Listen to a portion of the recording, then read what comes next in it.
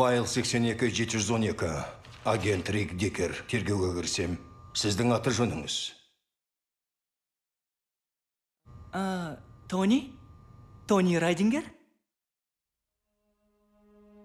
Болған оқиғаны айтып беріңіз. Бізде бір қыз бар. Яғни сыныбымда. Оны жарыста көріп қалдым. Сен Валетсің, я?